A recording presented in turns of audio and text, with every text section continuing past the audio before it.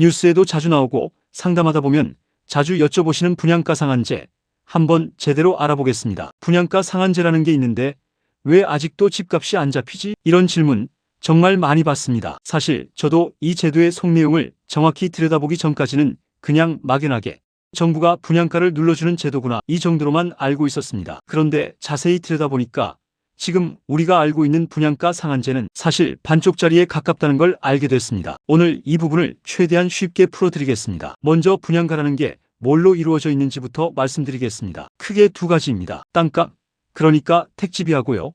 건물 짓는 비용, 건축비, 이 두 가지가 합쳐져서 분양가가 나옵니다. 원래 이 제도의 취지는 이랬습니다. 국민 세금으로 조성한 공공택지의 실제 조성원가, 그러니까 진짜 들어간 원가 그대로를 분양가에 반영하는 방식이었습니다. 이 방식대로면 주변 시세가 아무리 뛰어도 분양가는 원가 수준에서 안정적으로 유지가 되는 구조였던 거예요. 그런데 2015년쯤 제도가 한번 개편이 되면서 기준이 바뀌었습니다. 건축비는 여전히 정부가 통제를 하는데 정작 분양가에서 비중이 훨씬 큰 땅값은 주변 시세대로 감정평가를 받아서 반영하게 된 겁니다. 그러니까 주변 시세가 오르면 공공택지 땅값도 같이 뛰고 그만큼 분양가도 따라 오르는 구조가 되어버린 겁니다. 건물값만 통제하고 정작 비중이 제일 큰 땅값은 시세를 그대로 따라가는 거니까 이름만 상한제일 뿐 사실상 시세를 뒤쫓아가는 것과 다를 게 없는 거죠. 여기까지 들으시면 이런 생각 드실 수 있어요. 그럼 원가대로 다시 반값 아파트를 지으면 되는 거 아니냐? 맞습니다. 그런데 여기서 꼭 나오는 반론이 있어요. 주변 시세가 20억인데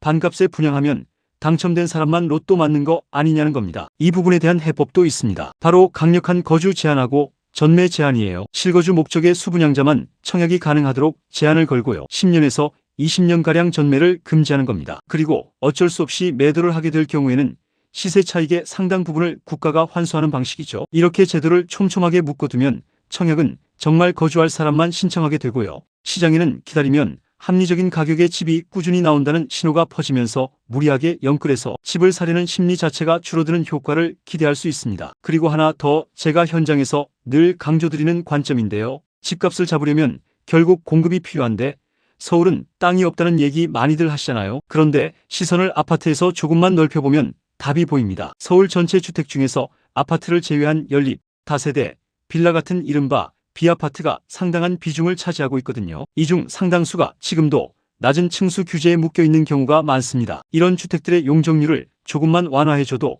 신도시를 새로 짓고 교통망을 까는 것보다 훨씬 빠르고 현실적으로 도심 안에서 공급 물량을 늘릴 수가 있어요. 참고로 이주비나 전세 대출 한도를 늘려주는 지원책, 이거 당장은 서민을 돕는 것처럼 보이지만 시중에 풀리는 돈이 많아지면서 오히려 집값을 밀어 올리는 부작용을 낳을 수 있다는 점도 같이 알아두시면 좋을 것 같습니다. 정리하면 이렇습니다. 핵심은 두 가지예요. 땅값까지 포함한 진짜 원가 기준의 분양가 산정, 그리고 시장이 체감할 수 있을 만큼의 확실한 공급 물량, 이 두 축이 함께 맞물릴 때 비로소 집값은 안정이 될 수 있습니다. 그리고 이건 아파트 시장만의 이야기가 아니에요. 주택시장이 안정이 되어야 시중에 있는 자본이 상가나 지식산업센터 같은 수익형 부동산으로도 건강하게 흘러올 수 있습니다. 주택이 투기 수단이 아니라 본래의 거주 목적으로 제자리를 찾아야 상가나 지산시장도 같이 좋아지는 구조인 거죠. 다음 영상에서 또 뵙겠습니다. 감사합니다.